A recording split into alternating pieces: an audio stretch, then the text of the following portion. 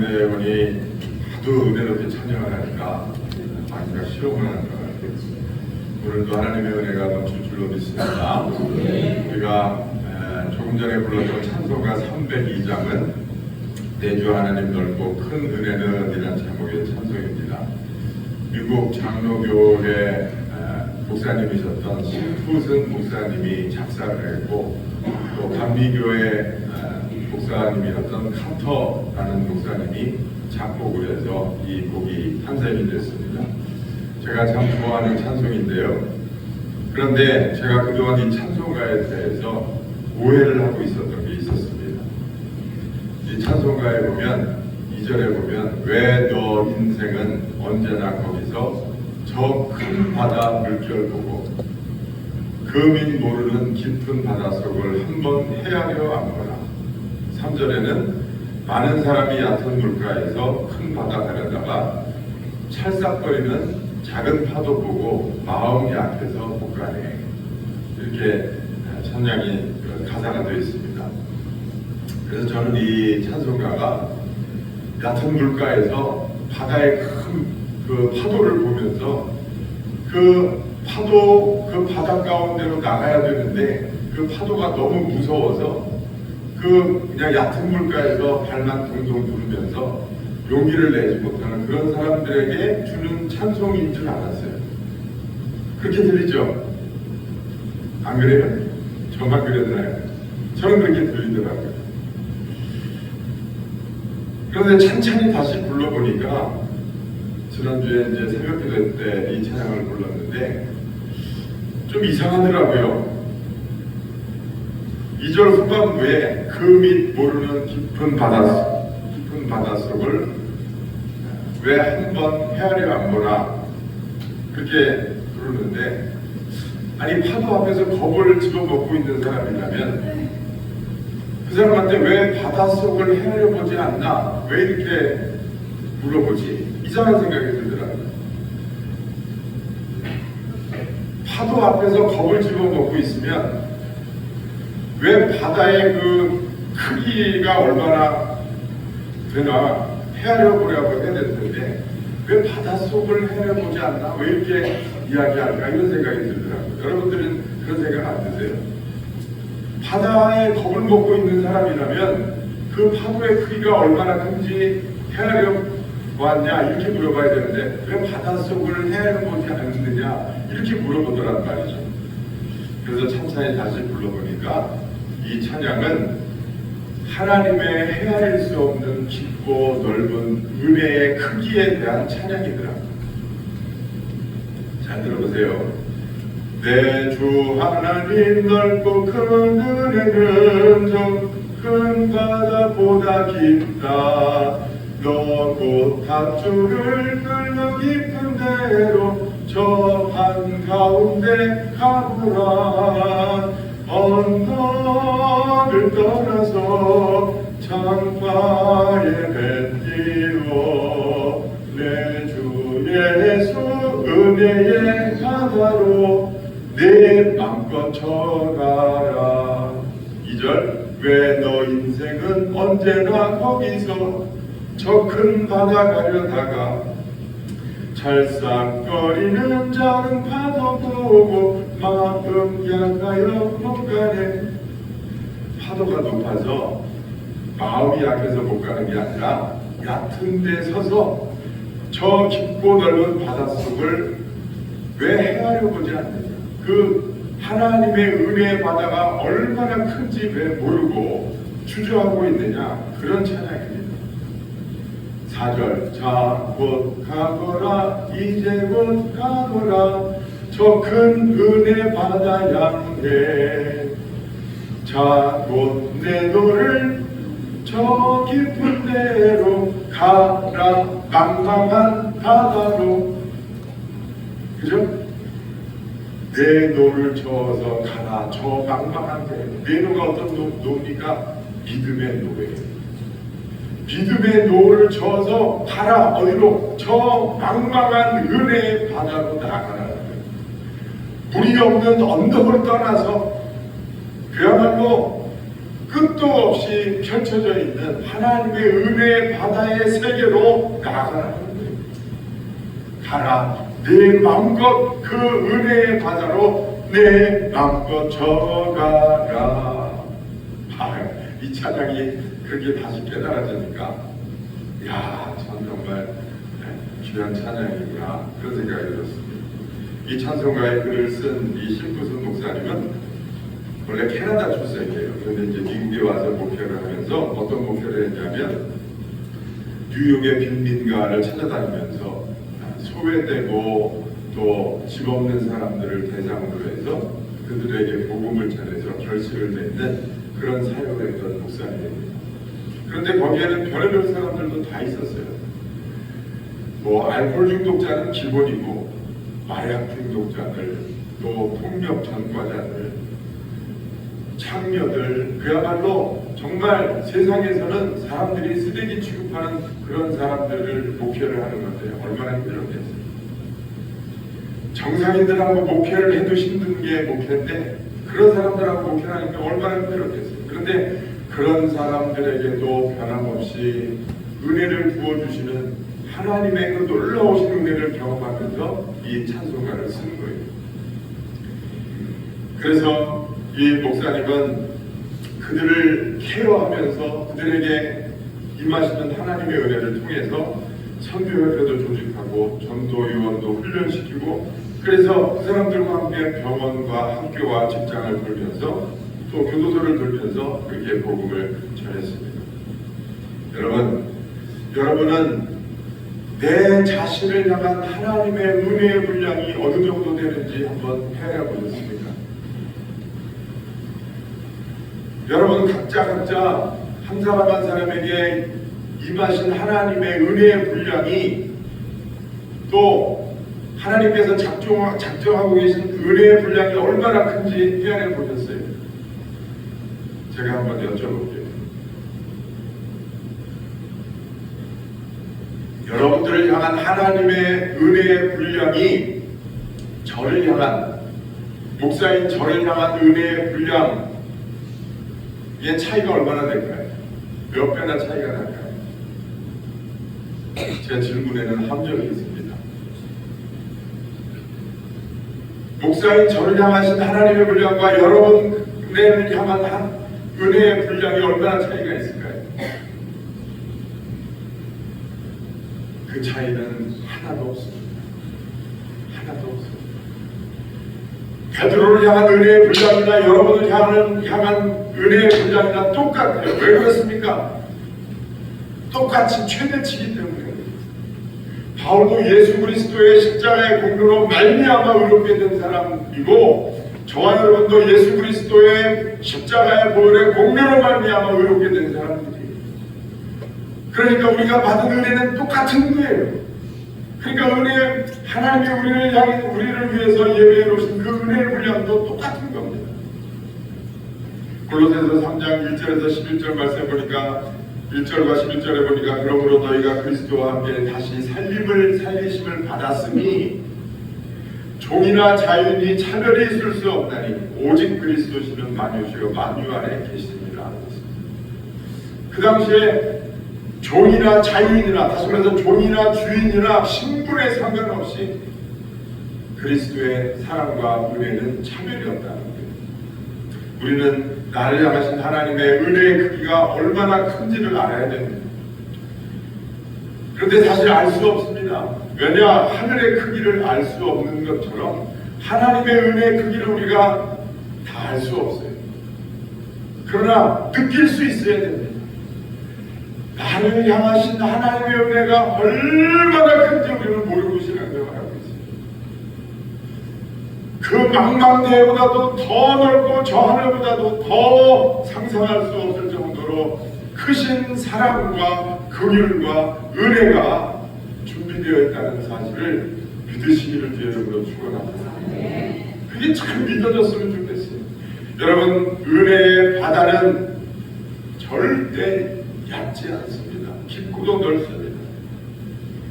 하나님의 은혜는 단순한 위로나 용서에 그치지 않습니다. 그래, 내가 네 죄를 가진 거 없다고 해줄게. 어? 거기서 그치는 게 아니에요. 하나님의 은혜는 여러분 사실은 죄의 용서가 중요한 게 아니라 그보다 더 중요한 게 있어요. 그것은 바로 하나님의 사랑입니다. 지난 수요일인가요? 제가 윤들한테 왜 신앙생활 하십니까? 이렇게 물어봤어요. 지난 수요일에. 그때 이제 다 대답을 하셨는데 예수 믿고 천국 가려고요, 구원받으려고 그런 대답이 제일 많았어요.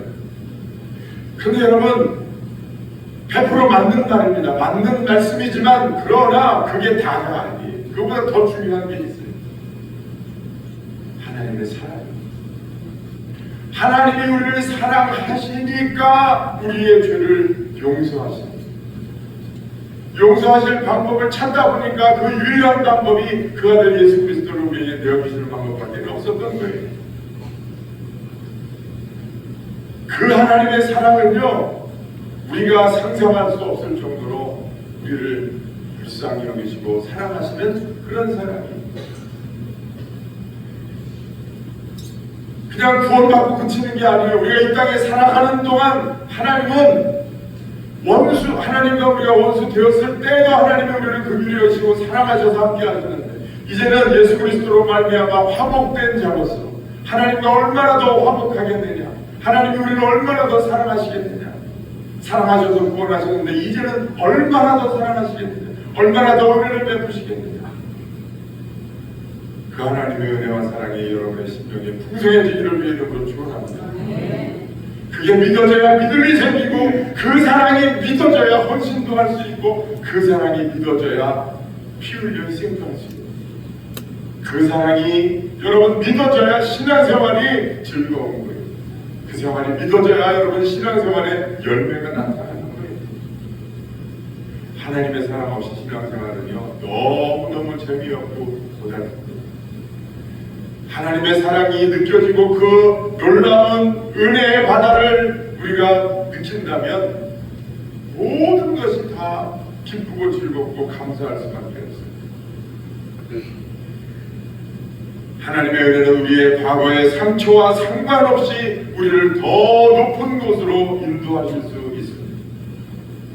자꾸 수렁처럼 빠져만 들어가는 과거의 상처에서도 하나님은 우리를 건져주실 수 있어요.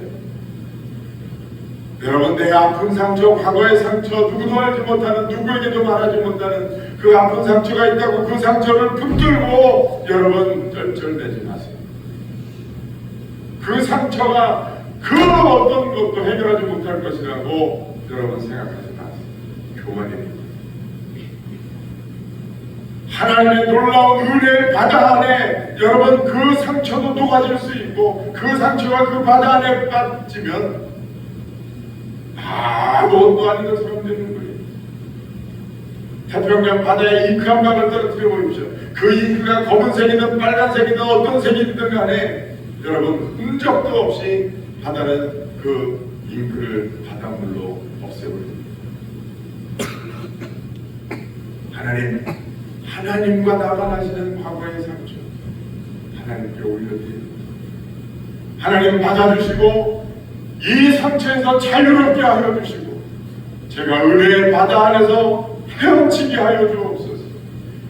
제가 언덕을 떠나서 은혜의 창파 위에 헤엄쳐 나가게 하여 주옵소서. 그렇게 기도하시는 여러분 되시기를 축복합니다. 그리스게 입양하러 자라면서 자신의 정체성에 혼란을 겪던 크리스틴 켄이라고 하는 여인이 있었습니다. 어린 시절에 수년간 성적 학대를 당했고 성폭력을 당했어요. 그로 인해서 심령이 완전히 망가졌습니다. 자존감도 완전히 망가졌습니다. 그때 그는 이렇게 생각했습니다. 나는 아무런 가치가 없다. 나는 아무런 가치가 없다. 그러면서 청소년 길을 보냈어요. 그러다가 1989년 예수님을 만납니다. 그때 그는 이렇게 고백합니다. 나는 나를 쓰레기로 여겼지만 예수님은 나를 딸로 여기셨다. 할렐루야. 그는 새로운 사람이 됐습니다. 과거의 상처를 딛고 일어서서 그 상처를 무늬로 만들어서 딛고 일어서서 A2N이어머니라고 하는 인신매매 반대 국제운동을 주도하면서 전 세계의 여성의 리더가 되고 여성과 청년들에게 희망과 사명을 전하는 지도자가 됐습니다. 상처를 무늬로 만들 수 있는 사람, 은혜의 바다를 경험해본 사람이라야 가능합니다.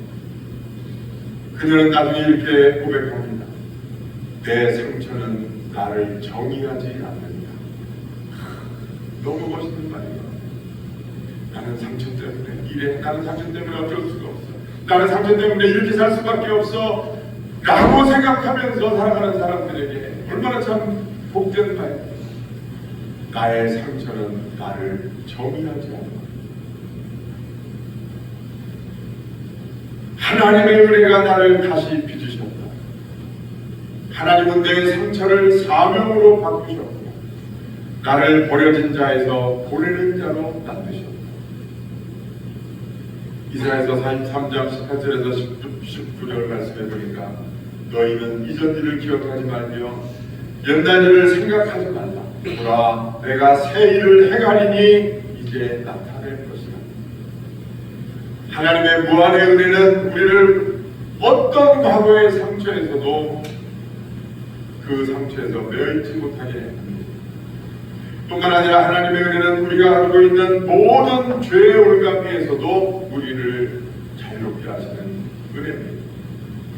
이사야서 1장 18절 말씀해 보니까 여호와께서 말씀하시되 오라, 우리가 서로 변론하자. 너희 죄가 지동같이 붉을지라도 신눈처럼 깨끗게 될 것이다. 양털처럼 희어지리라. 여러분, 바다가 왜 바다인 줄 아세요? 바다가 왜 바다인 줄 아세요? 세상의 모든 것을 다 받아주기 때문에 바다예요. 이번에 비 난리가 나서 홍수가 나서 TV를 보니까요, 뉴스에 나오는데 막 뚝이 터져가지고 마을 전체가 막 물살이 쫙 쓰나미처럼 이렇게 쓸려갈 때 보니까 세상에 온갖 쓰레기들이 다 떠내려가는 아니에요. 별의별 쓰레기가 아니 어디서 그렇게 스티로폼이 많이 나온대요. 스티로폼, 나뭇가지들, 온갖 쓰레기들 모아놨던 게 전부 물에 다 떠내려. 흘러 어디로 갈까요? 어디로 갈까요? 다 바다로 가요. 다 바다로 받아주는 바다로 나갑니다. 거기에는 별의별 게 다 있습니다. 쓰레기, 폐물, 오물, 배설물, 세균, 독극물, 별의별 게 다 바다로 들어갑니다. 그러나 바다는 그 모든 것을 마다하지 않고 다 받아줍니다. 그래서 바다입니다. 여러분, 인간 세계에서 생성되는 모든 죄들도 하나님의 넓은 은혜의 바다로 흘러갑니다. 별의별 죄가 다 흘러갑니다. 그러나 하나님의 은혜의 바다는 그 모든 것을 다 받아줍니다. 그 죄가 어떤 죄라고 할지라도 우리가 하나님의 은혜의 바다 안에 들어가면 그리스도의 보혈이라고 하는 강력한 정화제를 쓰셔서 우리의 모든 죄가 깨끗하게 되는 줄로 믿습니다. 뿐만 아니라 하나님의 은혜는 내 자신의 미래의 한계를 모두 초월케 하시는 넓고 큰 은혜입니다. 여러분, 우리가 우리의 한계를 걱정할 때, 우리의 무능함을 걱정할 때 사실은 우리의 미래를 걱정하는 거죠. 그렇지 않습니까? 과거가 어쨌든지 간에 그거는 이미 지난 일이. 그러나 우리가 인간이라고 하는 거는요, 장차 미래를 생각해 보면 걱정하고 염려하는 게 내 한계 때문에 그래요. 내가 가진 한계, 내 나이의 한계, 내가 가진 시간의 한계, 그런 것 때문에 사람들은 한계를 느끼는 거예요. 그러나 여러분, 하나님의 은혜는 우리의 한계를 초월하고 넘어설 수 있게 하시는 은혜인 줄로 믿습니다. 우리의 힘으로 살아가는 게 아니에요. 여러분, 우리의 힘으로 살아가는 게 아니에요. 우리의 잠재로 살아가는 게 아닙니다. 우리의 계획으로 살아가는 게 아니에요. 하나님의 도우심으로 산다는 사실을 여러분 잊지 마시기를 바랍니다. 사람이 떡으로 사는 게 아니에요. 우리는 무엇을 먹을까, 무엇을 마실까를 걱정하면서 그거를 예비해 놓고 그거를 믿고 의지하면서 산단 말이에요. 그러나 하나님은 그렇게 하지 말라는 거예요. 사람이 떡으로 사는 것이 아니라 하나님의 입에서 나오는 하나님의 말씀으로 산다는 거예요. 그게 무슨 말씀입니까? 하나님의 뜻으로 사는 거예요. 하나님이 살게 하시면 사는 거고, 하나님이 잘되게 하시면 잘 될 것이고, 망하게 하시면 망하는 것이고, 하나님이 흥하게 하시면 흥하게 되는 게 인생인 거예요. 배웠다고 가졌다고 여러분 그런다고 잘 사는 게 아니에요. 하나님을 믿고 의지해야 됩니다. 이사야서 59장 1절에 보니까 여호와 힘이 짧아 구원하지 못하심도 아니요 귀가 둔하여 듣지 못하심도 아니다 그랬습니다. 하나님은 얼마든지 우리를 도우실 수 있다. 이제 우리는 은혜의 바다에 들어가야 됩니다. 그 은혜의 바다 앞에서 발을 동동 구르면서 우리는 그렇게 생각하는 거예요. 물살이 그냥 바다 위로 찰랑찰랑 하니까 그것만 보고서 아이고 저기나 여기나 뭐 똑같네. 여러분 이렇게 비가 와서 제가 이렇게 논을 이렇게 돌아봤거든요. 빗물에 잠긴 논들이 몇 개 있더라고요. 그래서 돌면서 기도하면서 봤어요. 그런데 보니까 논에 빗물에 이렇게 쫙 들어가 있으니까 바다 같더라고요. 우리 권사님 한 분이 배 띄워도 되겠더라고요. 그렇게 말씀하시는데 여러분 평면에서 보면 바다나 동물이나 별로 다른 게 없어요. 그러니까 거기서 발을 동동 그러면서 아이고 뭐 저기나 여기나 뭐 별다른 게 있겠어 이렇게 생각한단 말이에요. 누가? 우리가. 그 깊은 바다 속을 왜 한번 헤아려 안 보나? 그 깊으신 하나님의 은혜가 얼마나 크고 넓은데 그것을 깨닫지 못하고 여전히 바다 곁에 앉아서 발만 동동 구르면서 왜 그 깊은 바다 속으로 들어가지 않나? 왜 그 은혜의 바다 속으로 믿음으로 해가지 않나? 그래도 우리는 깊은 은혜의 바다로 들어가야 할 사람입니다. 그 놀라우신 하나님의 은혜는 이미 준비되어 있습니다. 누구든지 원하고 구하면 찾을 것이요 얻을 것이요 문이 열려지는 역사가 있을 줄로 믿습니다.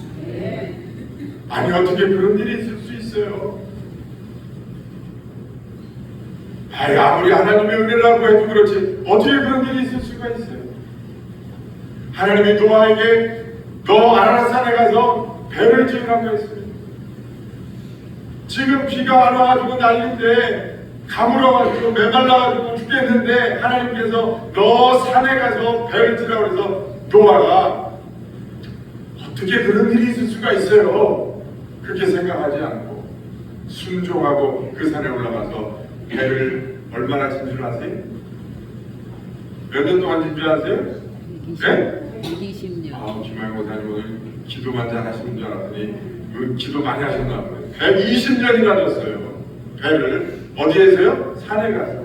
어떻게 하나님이 어떻게 그런 일이 있을 수가 있어? 그렇게 생각하지 않고 하나님의 넓으신 은혜의 바다를 체험한 바가 있습니다. 여러분, 아브라함의 아내 사라에게 하나님께서 네가 아들을 낳을 것이다 그랬더니 사라가 아유 하나님 지금 제가 나이가 몇인데 어떻게 그럴 수가 있어요? 이게 말이나 돼요? 근데 진짜 하나님은 그 사라의 몸을 통해서 아브라함의 아들 이삭을 허락하신 줄로 믿습니다. 우리가 생각할 때 하나님 그거는 말도 안 돼요. 어떻게 그런 은혜가 있을 수 있어요? 아 우리 손주가 서울대학을 간다면 아 어떻게 우리 집안에서 그런 일이 있어요? 아니 우리 후손들 가운데 대통령이 나온다고 아유 어떻게 그럴 수가 있어요? 대통령은 고사하고 연장이나 나오면 좋겠어요. 그게 우리의 생각. 하나님의 은혜는 너무너무나 크거든요. 너희의 입을 크게 열라 그랬어요. 여러분, 믿음의 크기를 크게 하십시오. 믿음의 입을 크게 여세요. 하나님께서 채우시겠다고 약속하신 줄로 믿습니다. 미국의 최고의 의사들이라고 하는 책을 쓴 그레고리 파이트 스미스라고 하는 사람이 있었습니다.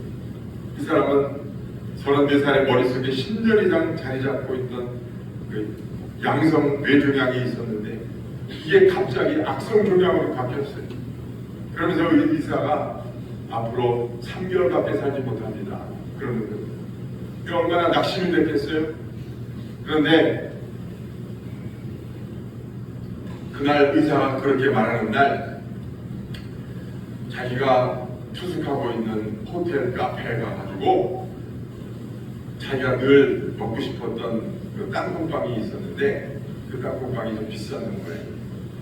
자기 천에서 자기가 가진 돈을 다 풀어서 땅콩빵을 다 사가지고 그걸 다 먹었대요.